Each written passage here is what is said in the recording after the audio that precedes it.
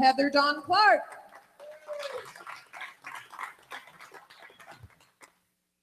Thank you very much, Wade. It's a beautiful song. It reminded me, just before I read this statement from Centers for Spiritual Living, first and foremost, I'm Canadian. I say that up front. I'm trying to become an American citizen. I applied way over a year ago and nothing. Homeland Security hasn't processed me at all yet. So just saying, my opinion is that as a non-citizen, I really should not have an opinion.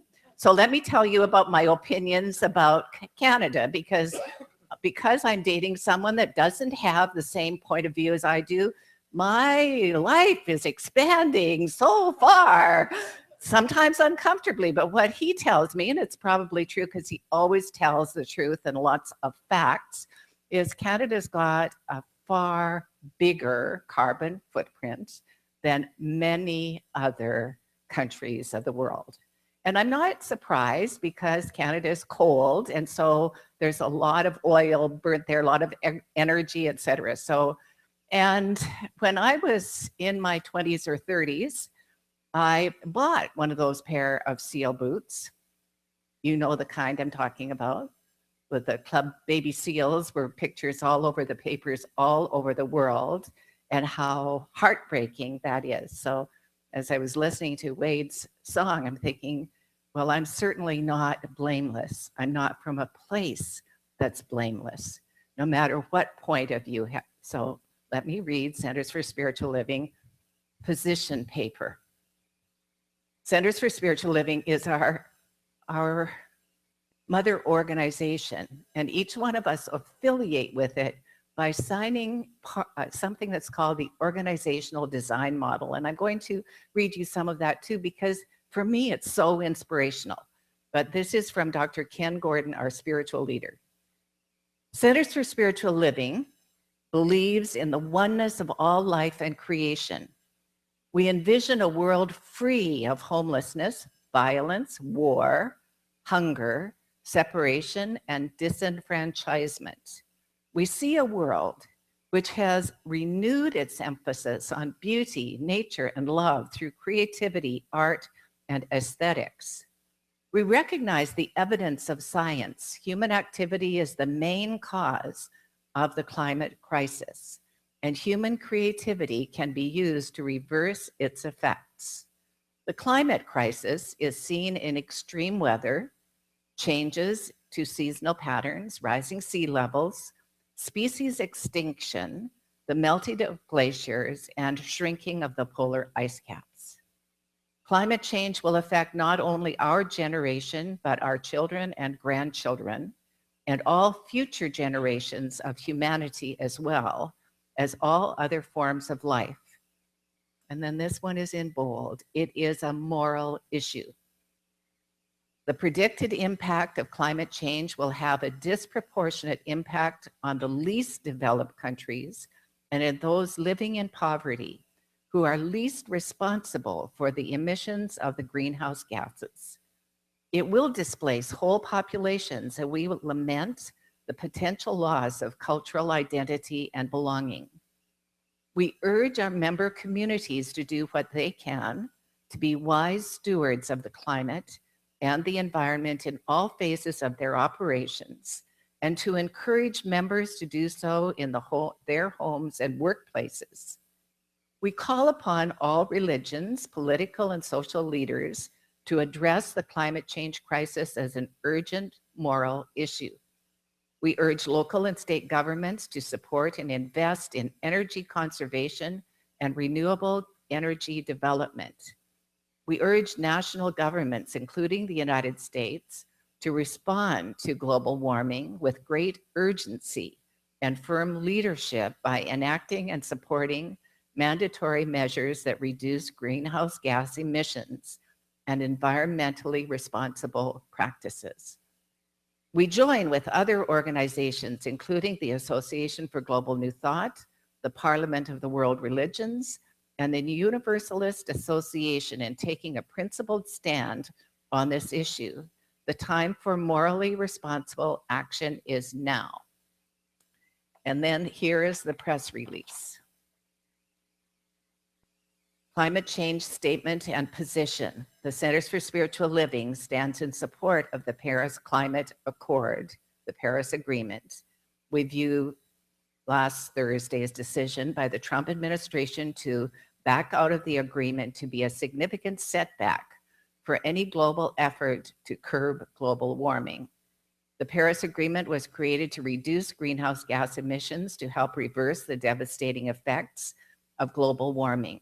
It is unfortunate that a nation which is one of the largest polluters historically is taking such a step. The United States now joins Syria and Nicaragua, who did not sign the agreement because it was viewed as too weak.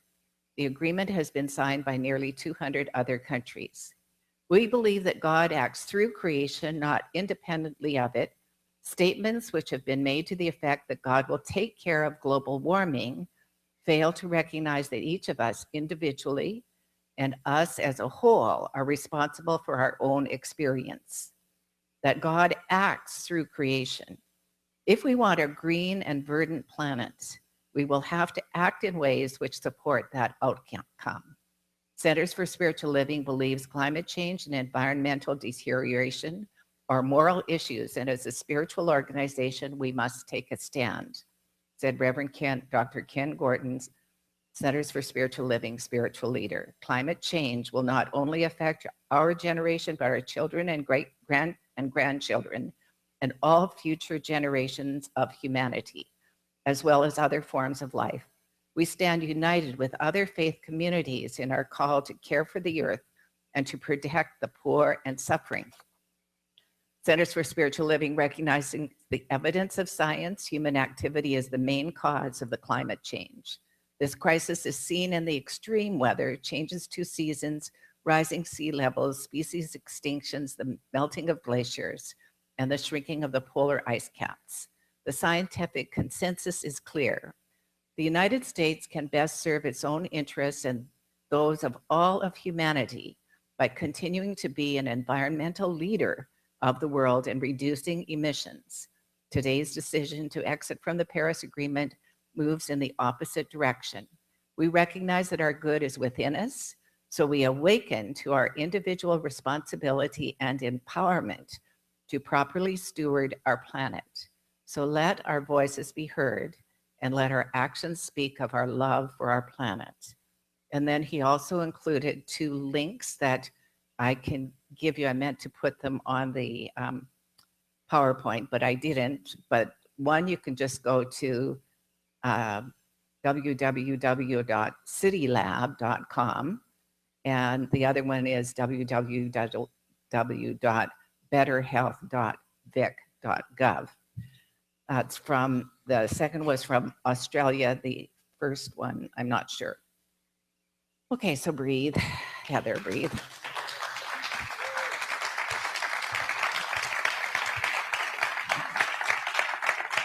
Yeah. Here's what I've gotten to know in the 24 years I've lived here in the United States. First of all, it's been a privilege to do so. And secondly, what I really understand more than ever right now is that I don't know what I don't know, and neither do you. We don't know some of the bigger ideas that may be involved. I know that I jump into taking a stand when I may not have the full picture. So I just wanted to say that first and foremost. It's the stand Centers for Spiritual Living took, and I'm really proud to be part of our organization, but I am not necessarily in agreement that the Paris Accord signing was an important thing. I'm not sure it was the right thing. I think it does force the United States to spend trillions of dollars that may be better spent some other way. So I just wanted to say that as well. So my personal opinion, which you often hear, even though I don't really have a right to say it, I'm saying it. Okay. So there was some scientists had decided they knew how to create life. So they summoned God and they said, God, we don't need you anymore. We know how to make life. And God said, okay, show me. And so they stooped down to pick up some dirt. And he said, no, get your own dirt. Okay, so we do need God. We do need God. And in fact, there is not a spot where God is not. And the topic that I'm speaking on today is creating a culture of accountability. And accountability does include the doing the right thing. It does include being accountable for what is. But it's really more than that for us here. Being accountable is practicing what we know, putting God first, turning to prayer first and foremost, and turning to visioning and listening to the voice for God rather than having to do things in a certain way that our human tendency might have created. So that accountability is a very broad idea, and it's something that we can use, whether it's in our home, our culture in our families, the culture in this community, the culture in a nation or in the world. We can use it every single place.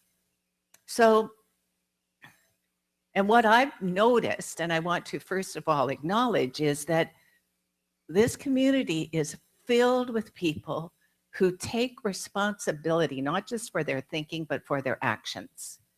It's filled with people that pick up a dish towel when there's something to do, that if there's something that's amiss, they fix it. They don't wait. They fix it. They change it. They take action. That's accountability.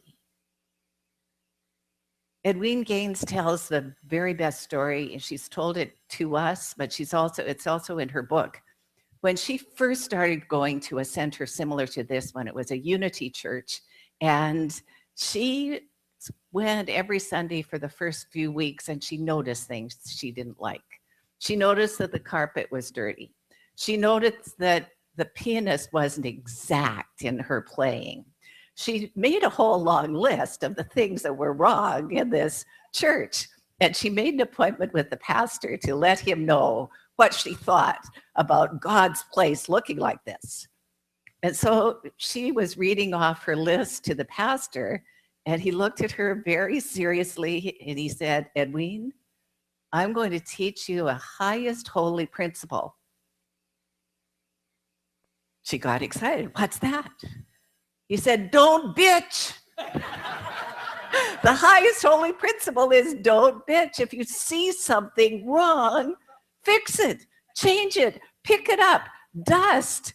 Don't complain about what someone else could be doing if there's something you can do. And that is the culture of accountability. And secondly, that whole idea about complaining or bitching or finding things, making things wrong is a sure way to stop the flow of good into our lives. It's a sure way to stop it. When we start picking apart and finding fault, we're just saying like, okay, God, I don't believe you're here anyway. And all of the good stops flowing. In order for the flow to continue, we need to be in alignment with that flow, which means open our hearts to love, open our hearts to goodness, open our hearts to well-being.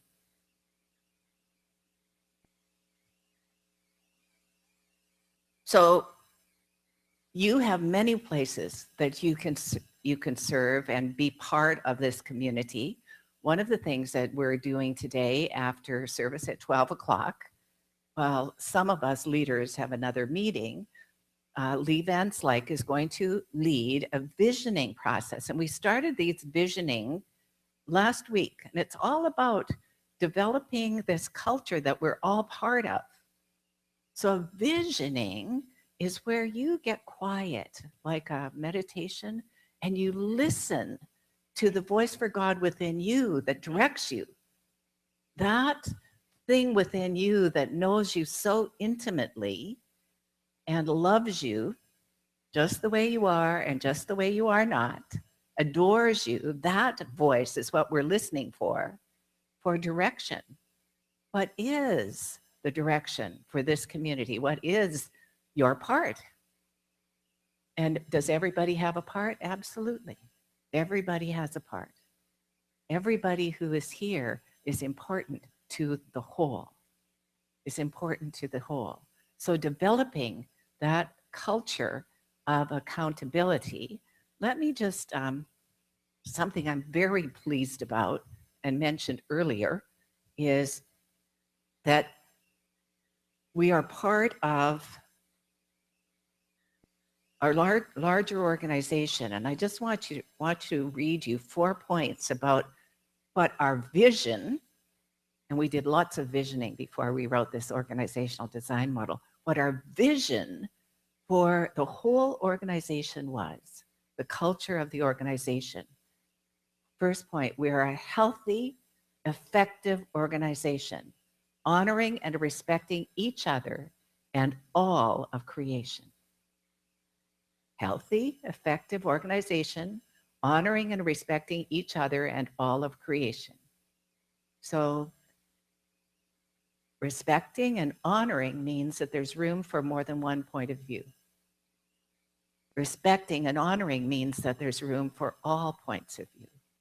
The second point, we are known for the love that we share throughout our community and the world. Number 3, we stand together in shared commitment and devotion for our spiritual principles, practices, and values. The next one, we are all in this life together, and we include everyone in our vision of a peaceful, loving world. We embrace the evolution and revelation of higher consciousness. We are prayerful and principled in our decision-making and actions. And the last one, we practice the spiritual tools put forward by our founder, Dr. Ernest Holmes, and other spiritual leaders and mystics who teach and apply both principles for our individual lives.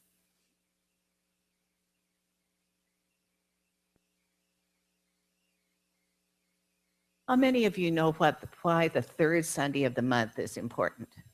Hands up. What's the third Sunday of the month that's important? Choir Sunday is one good reason, but now that it's summer, we have, Kathy, what is it? Food, friends, and fellowship. Potluck next Sunday. Bring a dish, share with everybody. Thank you, Kathy. So when I ask you next month, you'll all know it's Potluck Sunday. It's the time for us to, instead of the center providing us food to share with each other, that we each bring something and share. One of the things that we really stand for is being in spiritual community and in classes where we're learning not what to think, but how to think, learning the principles of the science of mind, which basically is there's a power for good in the universe and we are using it all the time. And then in the last few years, they've added that revelation of consciousness. There is a power for good in the universe and it is using me. Because that is the truth, that presence, when we get quiet, it's always guiding us. It's always saying, this way, my beloved, this way. This is the way to greater good. This is the way to greater happiness. This is the way to greater connection.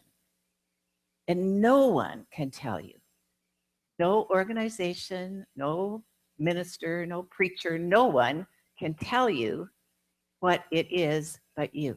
You're the only one that knows. Now, it's not going to be the same for every single person. Thank goodness, because then we'd have no reason for each other, right? Okay.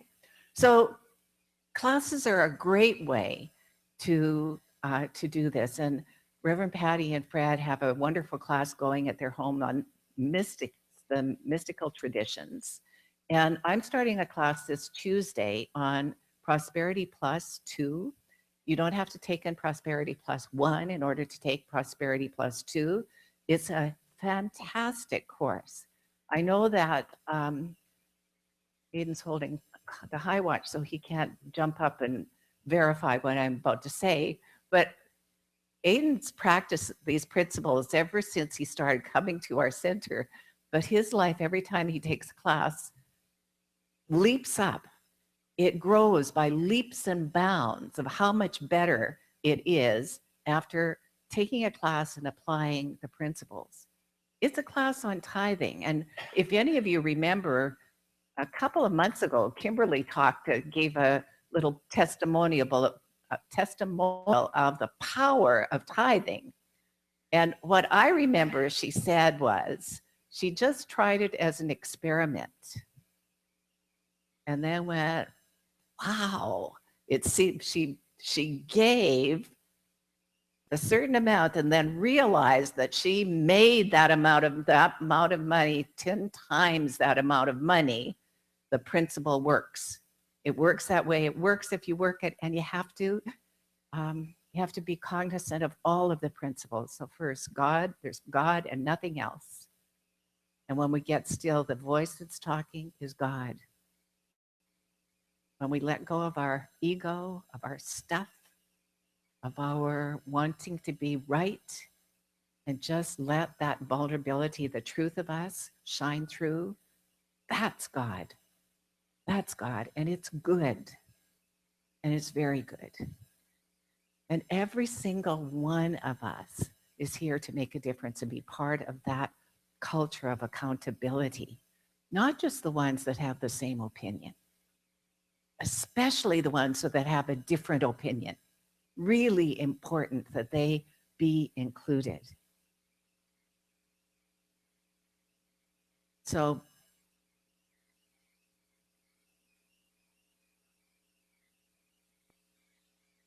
one of the ways we get to be more authentic, vulnerable, is to be unwilling to ever speak anything that is untrue about ourselves or about others. Unwilling to speak an untruth.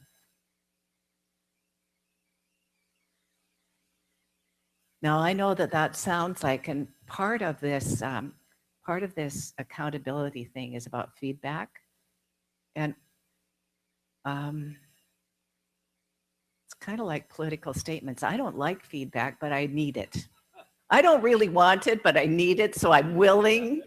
But it's like, okay, be gentle, please. When you're giving me feedback that is for my highest and best good, which means you don't like something that I did, said, or whatever, be gentle.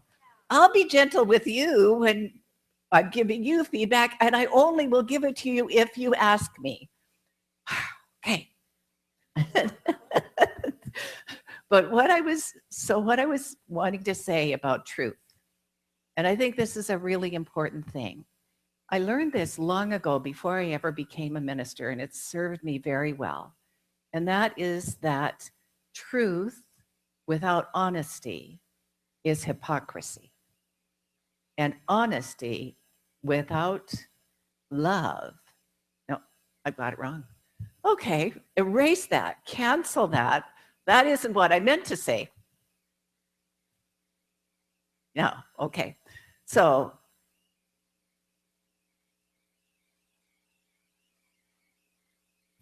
love without honesty is the one that's hypocrisy. Love without honesty is honesty without love. Thank you, Kimberly. Honesty without love is hypocrisy. Love without, no. Okay, and it's important, so I'm going to stand here till I get it.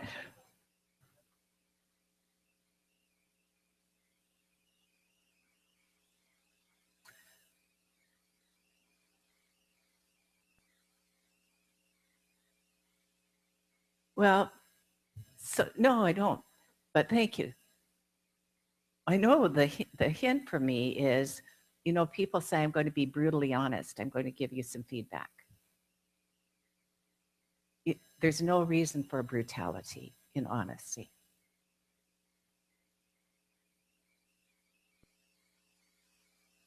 There's no reason for brutality. There's only reason for kindness. So, and maybe,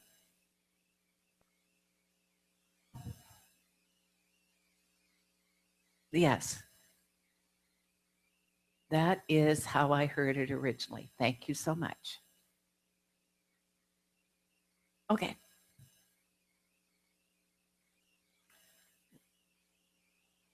Love without honesty is hypocrisy. Honesty without love is brutality. We don't need that kind of honesty in order to give feedback. We can give it gently. Okay.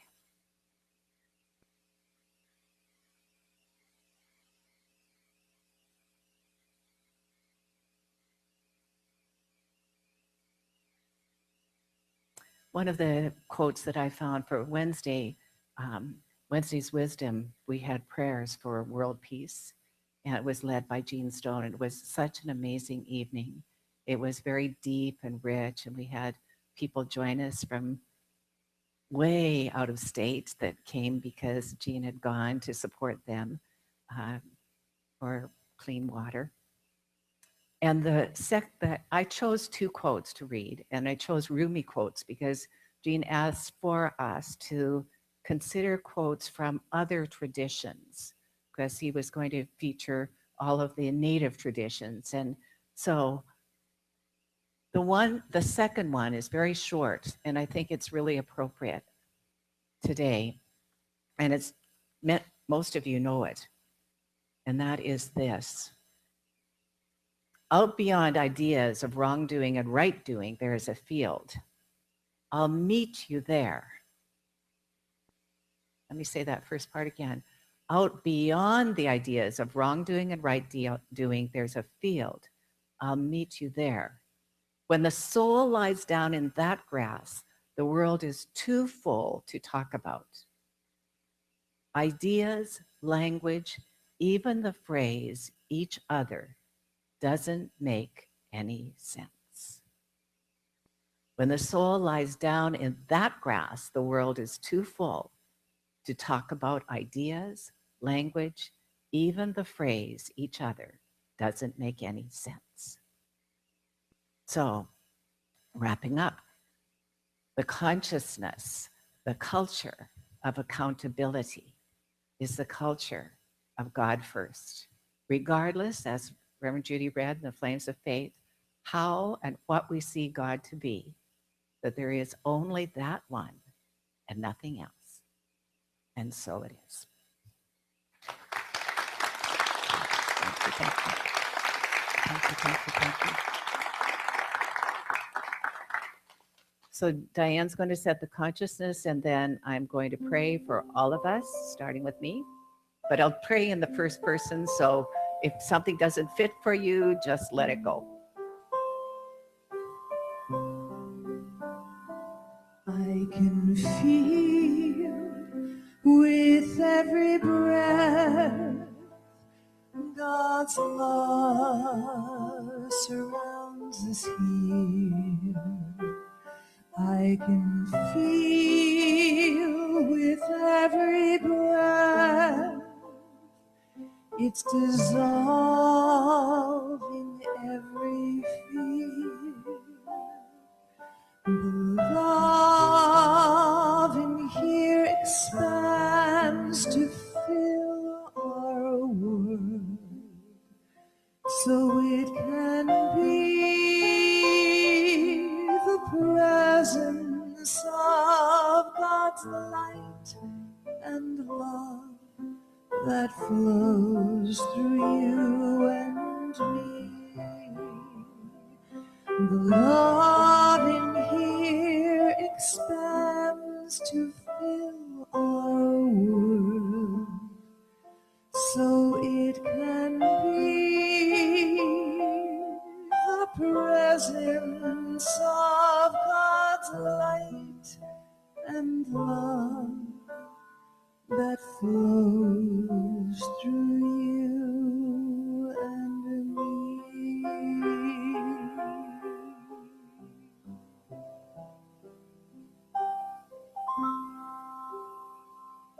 In this holy moment of now, I recognize and know that there is only one life. That life is the life of God, and it is everywhere present. It is in its entirety. It is present. Wherever I look, all I see is either that presence or the evidence of that presence. It is the thing itself that has created and is the cause of all creation, Creator, Mother, Father, God. It is that divine love that is unconditioned and unconditional and loves its creation regardless of its creation actions or inactions, decisions or indecisions. It is. And in this holy moment of right now, I recognize and know that the greatest thing of all is I am one with it. That it is in me, through me, and as me, and expressing right now as every aspect of my life. It expresses as my community, as my connection with others. It expresses as divine love and as that human connection that is love made manifest. It is everywhere, in everything, as everything. And knowing that it is this love, I make it welcome. I make it welcome as the expression of joy, as the expression of life and light. I see myself as God sees me, whole, complete, and perfect in absolutely every way. Physically, mentally, relationally, all of it is God's expression of itself as wholeness, as well-being, as life. What I know is that I am the abundance of this one, and that abundance flows through me and through all life as well-being, as wealth, as the real meaning of wealth. I know that that wealth is mine already right here, right now. And furthermore, I know that I am the living expression of the one. So I am the health, the wholeness, and I am the creative expression, the creativity, the prosperity, the divine idea that is God's expression of itself. I'm so very grateful that this is so. I'm grateful for the awareness that this thing itself isn't distant from me, but is in fact my very nature, my very essence, the truth of who I am. And so with gratitude and love, I simply say, thank you, God. Thank you for the awareness of your presence everywhere. Thank you for you right here, right now, in my life. And with my heart filled with gratitude, I simply place this word in divine mind, in law. It's already so. And please help me anchor it by saying with me, and so it is. Thank you, Reverend Heather.